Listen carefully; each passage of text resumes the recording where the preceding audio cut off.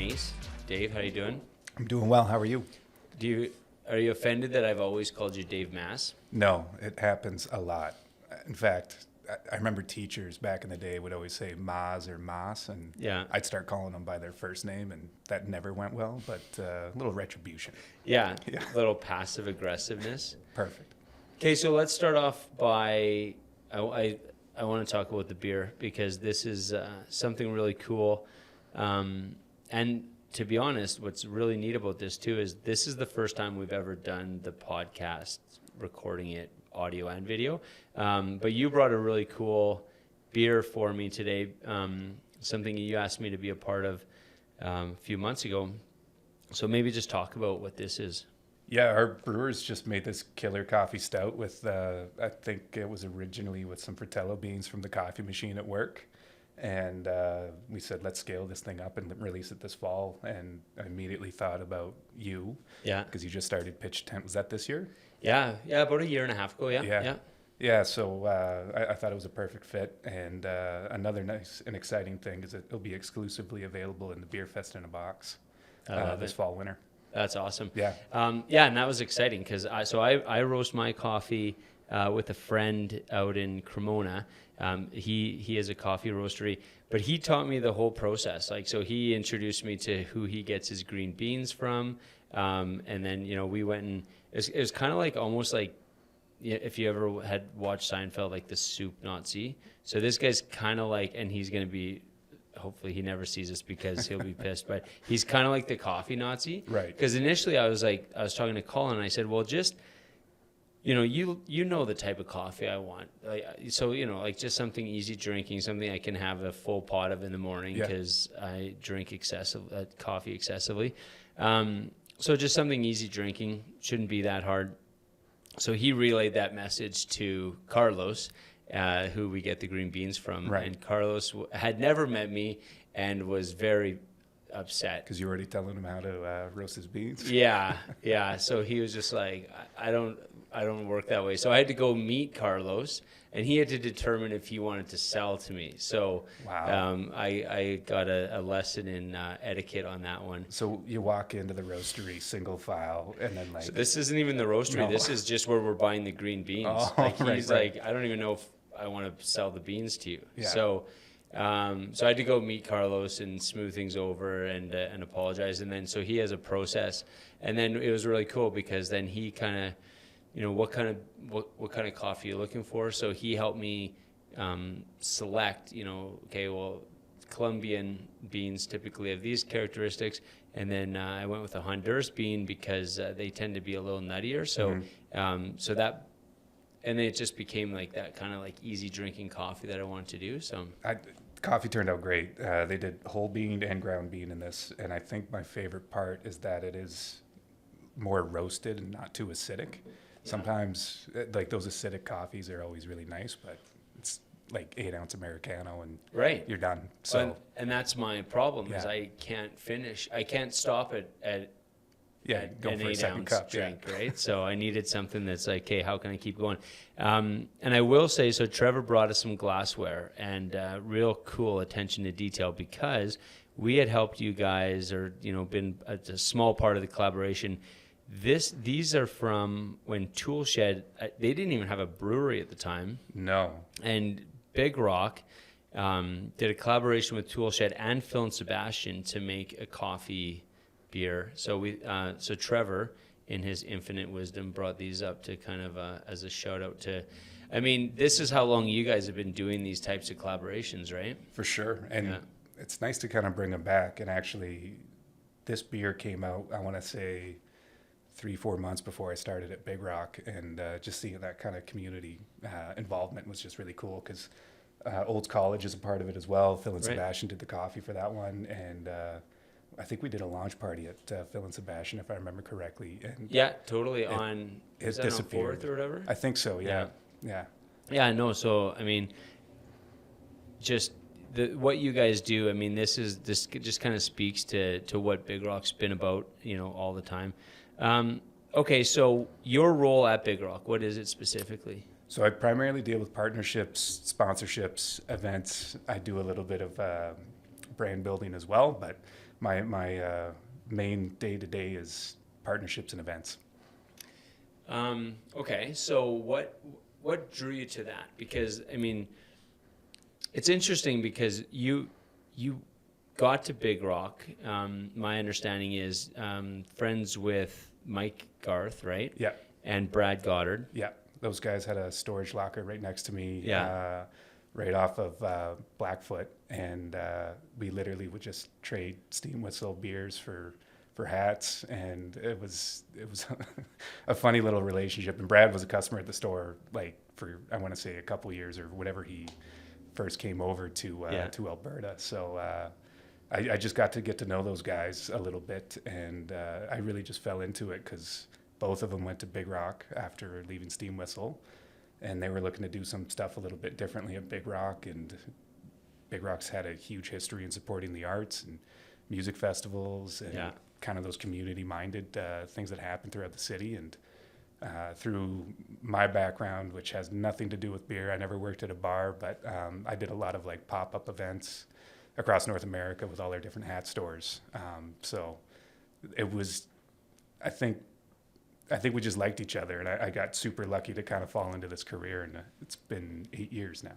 Well, okay, so let's back up a little bit, because before you were with Big Rock, so you were with a hat company, so you helped kind of grow a hat company. Let's talk about that, because I feel like it's a really interesting way that you got into the industry. Yeah, it makes no sense, but when I was like 21, I started working with these guys, and it was like a small time like kiosk. And then the idea grew and grew to do like a fun hat store that does the wide brim hats, the cabbie style hats, and actually have a storefront that you can kind of build on, doing something unique. And we used to get all our furniture from this place called Antiquities, and technically Inglewood there. And like, so the stores are really cool and really unique. And kind of got in on the ground floor with those guys, and had so much fun kind of learning that entrepreneurial spirit. And sometimes you don't know how to do something, but you just figure out a way, and you try to do it cheap and cheerful until it makes sense. Absolutely. Yeah. Fake it till you make it. Is that what they say? A little bit. So you're working with a hat company, and you meet Brad and Mike. They're both at Steam Whistle at the time. Yeah. Did you bond over a common interest in hipsterism, or what did you guys bond over? Because there seems to be, like, the three of you seem like, you would have been like pretty quick friends. Yeah. It started with Brad. He was just quite the character that every time he came into the store, I just, like, you wanted to be around that guy. The way he has and tells stories is just incredible. So he was rocking all the bow ties, and we sold a few of those back in the day, suspenders. Like, it was basically Brad's store. No doubt. Yeah. And he was rocking bow ties, to give him credit, before anybody, like, before that was even a thing. Yeah. He may have invented the bow tie. I'm not sure, but I'll have to check the historical facts on that. But he might as well. Yeah. Yeah. And I think he's almost up to like a new bow tie every day. Like, he can wear a new bow tie for the whole year, because his wife makes his bow ties now. Wow. Oh, so they're not like a zipper bow tie. Like, they're the real deal. Yeah, he ties the knots. I can't say he has a hate on for the pre-tie, but there's a lot more character in a bow tie that you tie yourself. Oh, I guarantee he has a hate. He has to have a hate on for it. I think so. Yeah. Okay, so why did you decide to move to the beer industry then? Because it is such a different, like, I think a lot of people think that, selling beer is easy, right? So, and I wouldn't be in that camp. I don't think selling beer is easy. Yeah. But what attracted you to make the move and come into the beer industry? Well, I've always just, whatever I wanted to do, I had to be passionate about it. So those two seemed like they had the most fun with their day-to-day, and I was kind of looking for a bit of a change, I guess.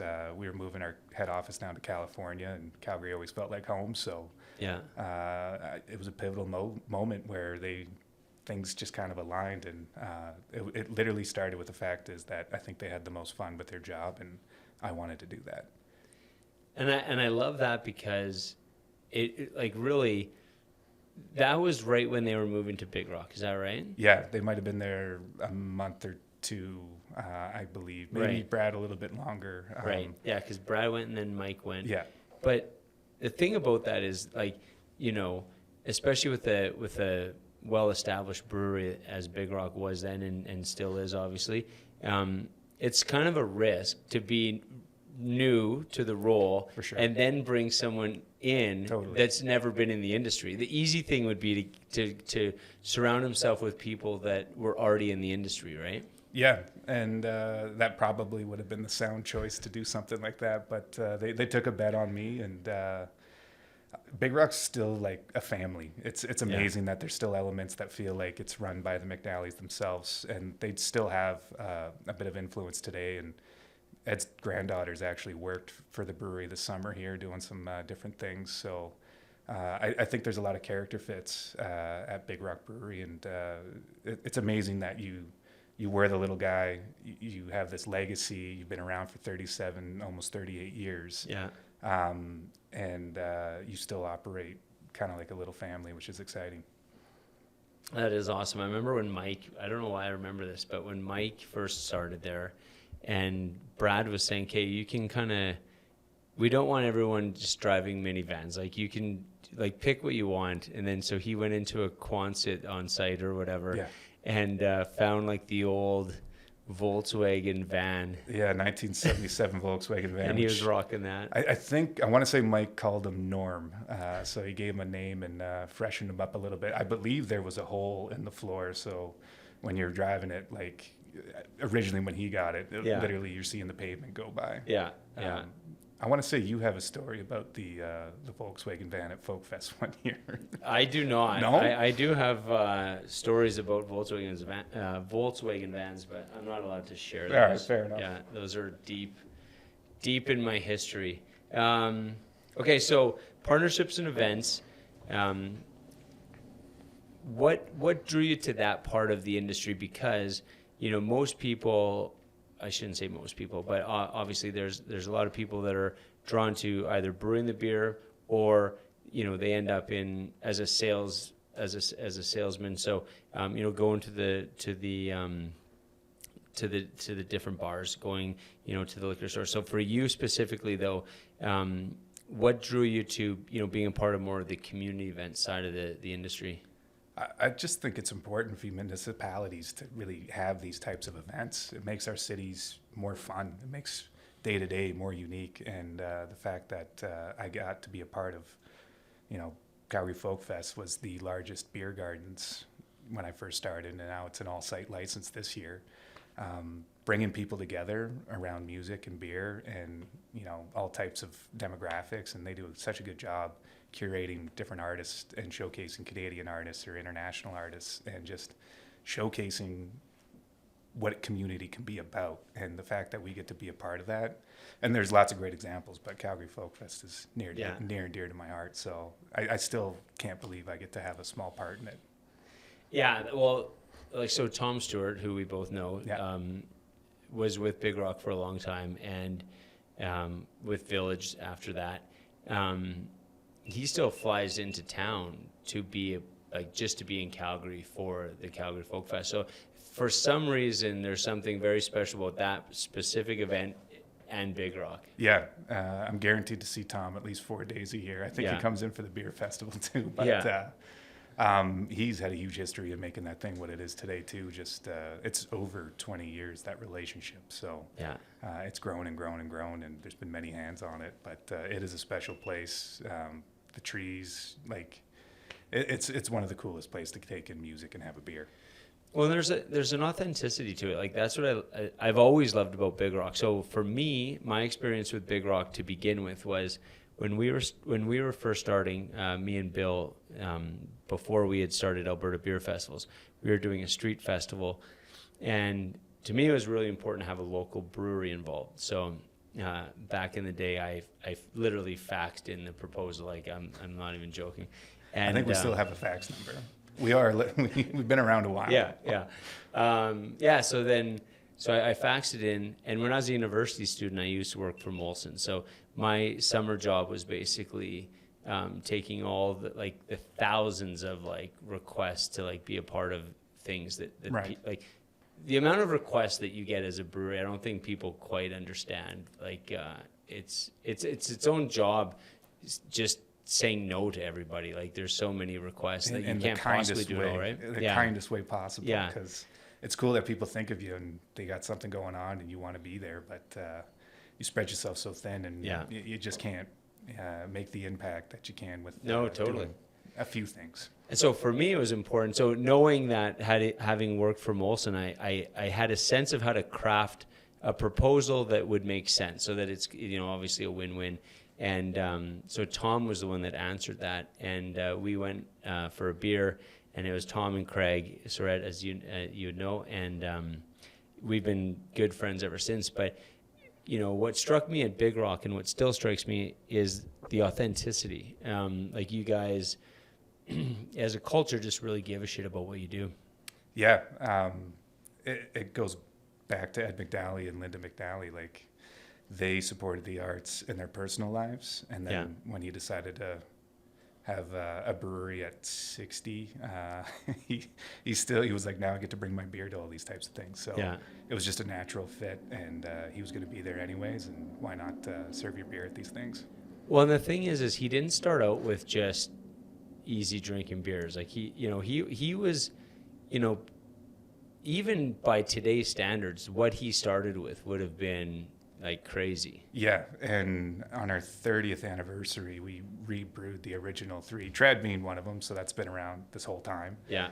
Recipe's gone untouched, but there was a bitter and a porter, and on the 30th anniversary, I remember trying that porter, and the hop profile on that porter was just insane. So to be pushing bitter and a dark beer, and then a semi-dark beer in 1985. Yeah, you were an insane person. But he brought over a brewmaster who was planning on making Pilsner. His whole brewing career made Pilsners, but being hard water and the 2-row Alberta barley, it just made sense to make something like an English brown ale. That's awesome. Yeah, good for him. Okay, so speaking of community, a couple of things that you're heavily involved in. So the Barn Burner, which Kyra was lucky enough to be at this year. Kyra's someone that works with us. And maybe just talk about, those types of initiatives and why you guys specifically, choose to do stuff like that, because I think it's really unique. Yeah, I think it's fun having a bit of a marquee event that is all on your own and you get to curate it to however you want. So the first one we did was with the Sheepdogs in 2017, and the response from the community and the band, just our tap room essentially became their green room. They had the most fun playing. They didn't leave till 2 a.m. after the event itself, and we're playing Thin Lizzy upstairs in the tap room. That's awesome. But to create something that's fun for bands to play, and then also for our community, and it's one of those things we don't want to make money at it. We just literally want to throw a great shaker before the end of the year, or even during Stampede, just to do something a little bit different. And again, it's about bringing people together and having a collective experience. It must be, I'm not going to say it's easy to get the bands to come and play, but when their green room is a brewery, it's a pretty strong selling point, I would think. It for sure is. I remember picking up Sam Roberts, and they're like, I can't believe we're playing at this brewery. I'm like, wait till you guys see your dressing room. You got 18 taps, that, a bartender and all that stuff, so you're ready to go. Yeah. And then I told them which hotel they were staying at, and it was the Deerfoot Inn and Casino. And they're like, oh, fuck, we're going to lose so much money gambling this whole time. But they had the most fun. Sam actually was pouring beers for everybody after the show, too. They called it, and we've coined it a little bit, the most Canadian show they've ever played. Right. It was in September, and we got snow the day before, and it was, just so cold. But there's something about a collective experience and people kind of just being there. We had socks that people were wearing as mitts and just having the most fun. You're totally right. It's when you're in that situation, and it's, obviously you're always hoping for beautiful weather, but when you're doing outdoor events in Calgary, you gotta, it is what it is kind of thing. A few years ago, we did an outdoor festival. People ask me all the time why we don't do more of them. and it's because it can snow in any month of the year in Alberta. And we were outside in Edmonton, and it was, for all intents and purposes, a disaster in terms of weather. Because I was like, would it be worse if it rained or snowed? And luckily, it did both, so we didn't have to, didn't have worry to about debate that. about what was worse. But we always talk about how cool the beer community is. In that particular event, every single brewery, including Big Rock that was there, stayed for the entire weekend. And the only reason, I remember one of them left, but that was only because they were going to Canadian Tire to get a fire pit. And it just turned into, like, all the tents kind of turned into little house parties, Yeah. And that's when you can kind of tap into that vibe, it's really special. Yeah, and definitely not what you envision from an event, but No. It was actually a lot of fun. Yeah. Like, just bundle up and you're in it. Yeah. Have you, not that I want you to talk shit about any of the bands, but have you ever had any, and you don't have to name names, I find bands sometimes can be temperamental. Have you had any outbursts at the Barn Burners? Good question. We have not. We've actually, and I'm not just saying that. Every band's been pretty excited to play. We even had one of our summer interns open up one year. Yeah. So it does really feel like a family. And again, Nice. that was the year again with Sam Roberts, and he was telling them about his show afterwards, and there's such a community vibe to it that people want to play longer. Nice. We don't have to worry about a noise violation out there. We can go as late as we want. It is the best. Yeah, it is the best location for that. The reason I asked that is I was helping out years ago at an outdoor concert, and it was a beautiful day. So I was in charge of just making sure that the lead singer got into his trailer, that he was happy, and that he got to the stage on time. Right. It's pretty simple. Yeah. People tend to give me pretty simple tasks. So I'm like, okay, cool. So I bring him to the trailer. I'm like, okay, here's your trailer. Do you need anything? He's like, no, I'm good. And I walk away, and I was still in earshot, and I could hear a window smash. And I'm like, so I go back, and he's like, I'm like, what happened? And he had locked the door to the trailer, and he couldn't figure out how to get out, so he smashed a window to get out of the trailer. Super I was like, reasonable. that is very illogical. Like, you could just, you could call me or whatever, but anyway, so, not to say that all bands are like that, but every now and again you get a temperamental human being. Yeah. There's sometimes they throw a wrench in it, and one band wanted to go shop records in between opening the gates and their set time, so we had a 2-hour window for them to go to Recordland, buy a bunch of records, and come back and then be on stage, and that gets you nervous because you never know what's going to happen. Yeah. Yeah, but they were cool, calm, and collected throughout the whole process. And they all had to go to Recordland? All of them, yeah. And we had one band that just went to one of our boardrooms and set up Netflix, and we're there for 8 hours just watching Netflix. Nice. Netflix and chill in the boardroom. Yeah. So you're a soccer player, right? Yeah, I grew up playing a lot of soccer. Okay. I miss it dearly. I am so out of shape. You don't play? No, I'm gonna join back in just a co-ed league with a couple of buddies, but I haven't really competitively played since I was 19, 20. Oh man, yeah. You got to get into it, because the reason I ask is you go to a lot of the Calvary games here in town. You guys support them. Yep. I think it's awesome to have a team of that caliber in town. Do you get to a lot of games? Yeah, I try to get to as many as possible. We do contests and give away tickets because, and actually this year we started the Big Rock Fan Zone, so it's a heck of a deal. It's $30 and it includes a beer. So it's been a lot of fun getting it back. They started just before COVID. Yeah. And the league has persevered. There's more teams joining it this upcoming year and the year after. Nice. And it's a great time. There's these foot soldiers, which are essentially soccer hooligans. Yeah, that have that one section. They light off smoke bombs. They got drums. It is the most authentic soccer experience you can have. I totally agree. So I have two girls. They're both in soccer, and so they love going to the games. You actually gave us tickets to going to the games.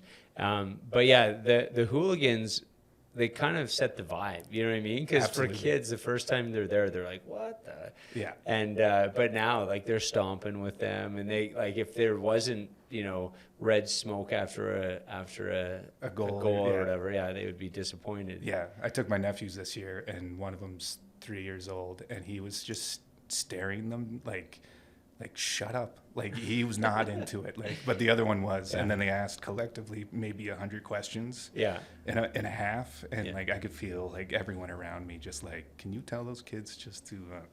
Yeah. But it's so curious, and that was one of the things growing up playing soccer. There wasn't anything like that for nothing to kind of get you started. And it's amazing how many people have moved on to the MLS or getting picked up by an international team, and it's really cool to see the platform work. Yeah, well, and for kids, it's so good. Like you said, when there's nothing like that, you have no sense of like, okay, that's possible, or I could do that. When you see people in your town, and the vibe is there, you know what I mean? Like, that's so important for it to be. When it feels forced, it's just like, okay, this isn't a soccer town, or this isn't a baseball town. But when it's just so much fun, and the kids are just like, it gets them that more excited. So I think there's a real authentic soccer culture in Calgary, where maybe growing up there wasn't. Well, I think it was just not quite there yet, and having these types of leagues really make a big difference. The Foothills Club has kind of grown into this, and they've always been one of the tough teams to play against when I was growing up. So they've done a great job bringing the city around them.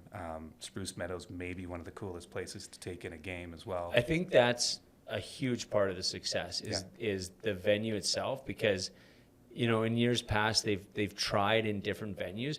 It has to be the right fit, because that's what kind of makes it give it that vibe, right? For sure. I remember the old Calgary Mustangs who had like open tryouts, and I went to one when I was like, I don't think I was of age yet, so they couldn't. I couldn't actually try out, but it was hilarious that they were just doing open tryouts. But they were playing at McMahon Stadium, and it didn't matter how many people showed up. It felt like there was 2 people in the crowd. Exactly. So it's perfect. I think they can get up to 6,000 at Spruce Meadows, and the weekend games they get pretty damn close to selling it out. That's awesome. Okay, so as a Canadian, I think we're legally obligated to love the Tragically Hip. Is that, if not legally obligated, we're certainly encouraged to? Yeah, I think we're legally obligated. I would say so. They're truly Canada's band. Yeah. So you guys got to make a beer with them. Yeah. And you were explaining when I was at Big Rock a few months ago the process.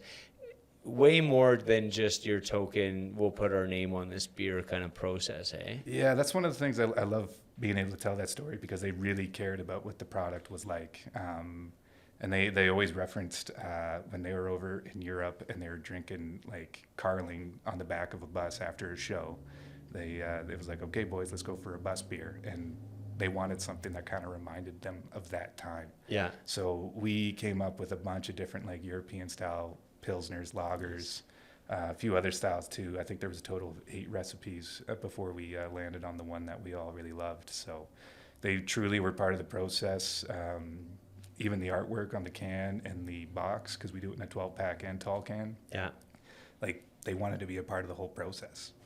Nice. So what a cool thing to be a part of. And even Gord Downey's brother, Pat, was part of the process too, because they hold that legacy very dear, and it's amazing to see how much care goes into what they do. Yeah, and that's what I think what for me was important, is to know that it was, it was an authentic process, right? Because sometimes names just become brands, right? Totally. And so it's like, oh yeah, we can leverage our name, and make $1 or whatever. So to know that they were, they not only that they wanted to be in the process, but they had a specific type of beer that they wanted to kind of invoke that memory of like those bus trips and stuff like that. Yeah, and it was over COVID, so most of the process at the beginning was over Zoom, and we would just get these little pieces every time, and it was Brad and I kind of leading the way. But every time they kind of talked about a story and went off on a tangent, it was like, okay, we like, that's what we need to do. We need to lean into this. Yeah. So the fact that we made a beer that reminded them of their bus beers, I think that's the best. Well, yeah, because buses either invoke really positive memories or really negative memories. There's no really in between. So you That's guys true. are invoking a positive bus memory. I think that's important. So you're telling me about advice. So I always ask people about, like, what's the best advice? What's the worst advice? So the best advice, which I think is critical, is be a lifelong learner. Yeah, I think it's not that you need to take everything on your own, but I totally contradict myself on these two things. But don't take everything on your own, but you should be trying to learn something every week, every day. Do something, approach it a little bit differently, because if you do the same thing every day, you're just repeating. It's Groundhog Day. Yeah. You are in the same spot from when you started. But if you're trying to learn something, do something a little bit different, the amount of knowledge that you gain throughout a week, year, month, whatever it is, it's pretty incredible. Okay, agreed. But I will say, you don't contradict yourself. So the worst advice is when people say make your weakness your strength. Yeah. So, okay, just explain why you think that's the worst advice. Well, I think it kind of goes back to one of those rules where it takes 3 times as long to fix a problem versus doing the right thing. Mm-hmm. And sometimes it's just worth bringing in the right person to do the right thing so that Yes. you can focus on the things that you're good at, because inherently you'll excel at it. It's something that you want to do. The reward's much better. You feel more fulfilled. Yeah. I think turning your weakness into your strength doesn't exactly help you at the end of the day. I think when you're a kid, focus, like, certainly work on your weaknesses sure. and try to, become well-rounded. But at a certain point, it doesn't help you. Like, for example, I have a really good bookkeeper. So I would rather, I surround myself with people that are really good at what they do. Yeah. And so once you acknowledge what your weaknesses are, it's actually pretty liberating, because then you can be like, okay, well, this person, this is their strength. And so all of a sudden you can surround yourself with people who have strengths that you don't have. And then collectively you can get further than if you try to, be good at each of those. Absolutely. Right? Absolutely. And then you are actually spending your day doing what you enjoy to do, as opposed to doing because I will tell you, my bookkeeper, when she solves a problem and balances, she gets excited. Yeah. And I don't think I have that in me to get excited. I do not get the same elation. Like, it feels good being like, holy shit, Yeah. I solved that. But Yeah. at the same time, it's like, that took me half a day. Yeah. I don't want to spend my day doing those types of things. Right. And she looks at me like I'm, batshit crazy when I'm doing what I enjoy. And so to me, it's not a matter of, okay, let's argue about, like, what's more important. Let's argue about, like, it's like, yeah, create a team where everybody is really doing what they want. And that starts with just kind of admitting what your weaknesses are and Sure. being okay with that, because it's like, okay, sweet, I know exactly who to bring in to kind of, like, to do that. And so then I would say it's not a contradiction in terms of, it's always okay to be curious. It's also essential to be curious at the same time, right? Like, lean into things and stuff. But if you I agree. truly freaking hate something, Yeah. walk away, You're man. going to be miserable. Yeah. I agree. Who wants to fully. be miserable? Well, we pretend we have a lot harder jobs than we do sometimes. Yeah, We are exactly. just pushing beer, and it's the most fun industry. Well, so. we're drinking. It's about noon, we'll say. Yeah. Yeah. And And this it's is called. it's Big Rock Breakfast. So It's a Big Rock breakfast. it is beer. 6%, so it's a big breakfast. It's a big but, breakfast. My mom always said it's the most important meal of the day. Yeah. You got to start with a nice breakfast. Yeah, I agree. Okay, so outside of work, you don't play soccer, but you're going to start playing soccer. But you're married too. Married, yeah. My third anniversary is actually tomorrow. We've Oh, been wow. together for like 12, 13 years, but we got married late. You need to know that number. You don't give a range. Well, we never celebrated an anniversary until we got married. Right. Yeah. So just waffling in the wind, Yeah. and she put up with all my bullshit. So I'm very lucky. Yeah. But yeah, it's our third anniversary tomorrow. That's awesome. And she's going to school right now. Yeah, so she's getting her master's in social work. Yeah. So she's really got the most important job in the household. And somehow I still bitch about what I do way more than she does. Yeah. Well, that's just because, that's what we do. Yeah. So and you don't have kids. So when she graduates, she's got a year and a half, you said, left in school? Yeah, so she'll be in school for another year essentially, and then there's some practicum work in the mix there as well. So one of the things that I was kind of jealous about when I was thinking about it was, then you'll be dual income, no kids. Yeah. Which is DINK. That's the acronym, obviously. Yeah. But I didn't we're want a couple to just of dinks. call you a DINK. Yeah. I needed to explain that. I'm kind of jealous about that because, I have 2 kids that I love, but I spend all my money on my kids. Yeah. We get to be selfish in this. We just get to be the aunt and uncle for both sides of the family. That's awesome. And then give the kids back, or just have the most fun with them, and then be like, okay, here you go. Yeah. We don't have to put you through school. That's nice. She deals with kids every day as well, so I think the last thing she wants to come home to is me plus 2. Or 1 kid or whatever it is. Yeah. Okay, so what's just on a personal level then? What's going to be your adventure? Do you let's say when she graduates, are you going to bring her on a big European soccer trip, or what are you going to do? That would be nice.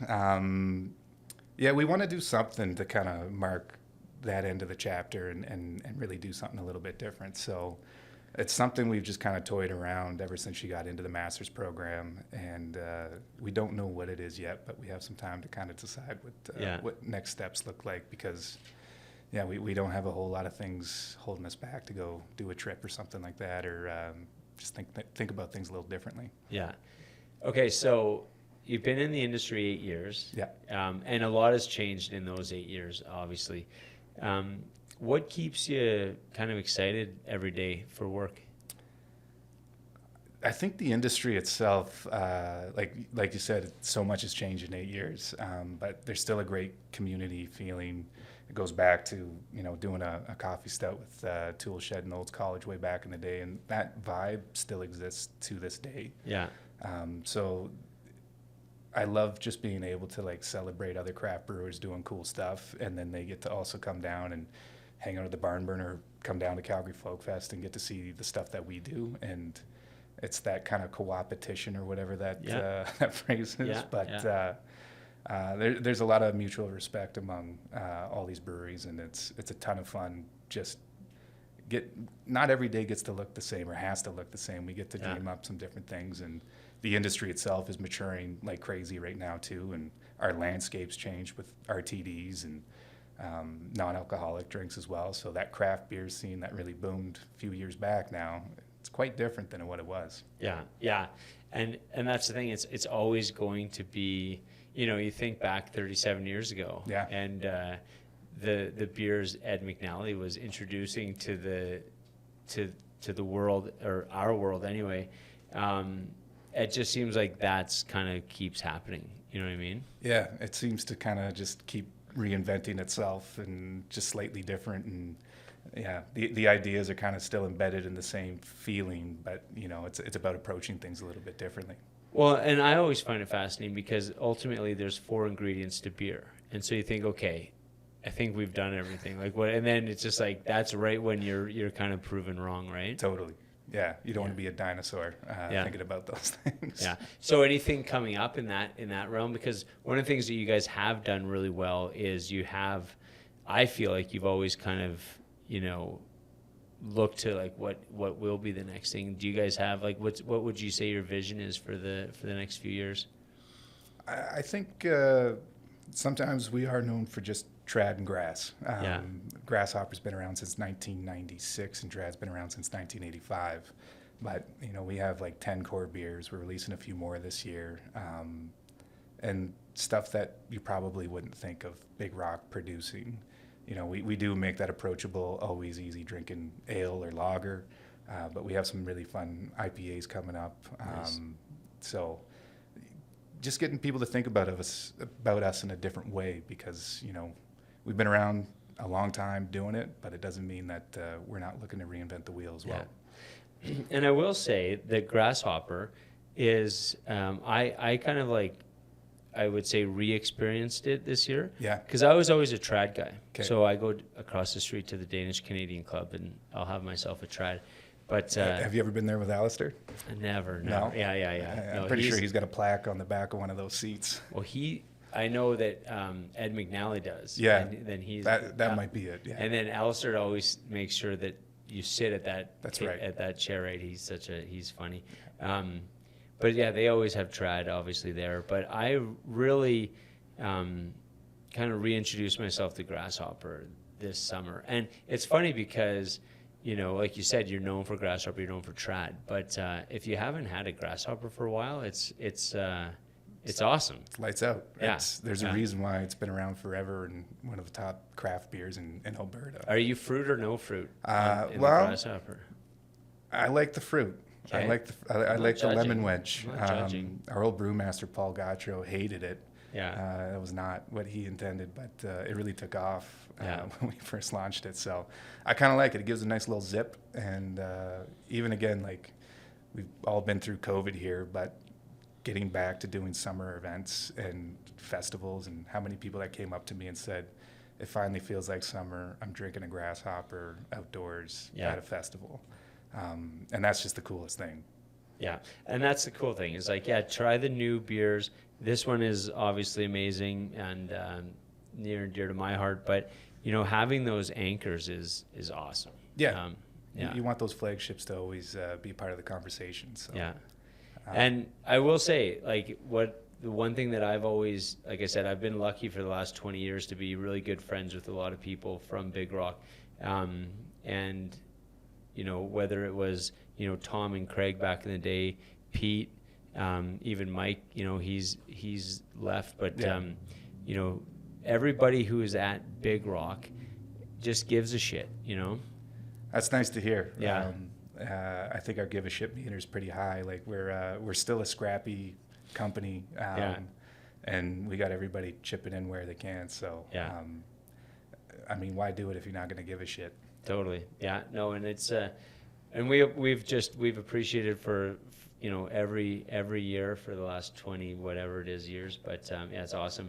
I remember when Mike, the one time I was sitting down, I was explaining to him how one of the festivals was, you know, how we lay it out, and he looked at me. He's just like, yeah, we've been doing this for with you for like 15 years. Like, we understand the concept of the festival, but, you know, for me personally, when I talk to breweries, I never want to take for granted that, okay, yeah, they've been in for 10 years, so they're obviously going to do it. I always want to approach it in the same way that I see brewers like yourself approach it, which is, I need to give a shit. I need to approach it, you know, without any assumptions every year, because that's how you guys are approaching things, right? So, yeah, and when you care, everybody else cares, right? Yeah. Like, I mean, how many breweries do you have at a festival? Like, that's a lot to deal with, and your passion comes through. You guys always do those industry nights to kind of kick things off, and it's such a collective group and so much fun. And I mean, that's why you guys are so successful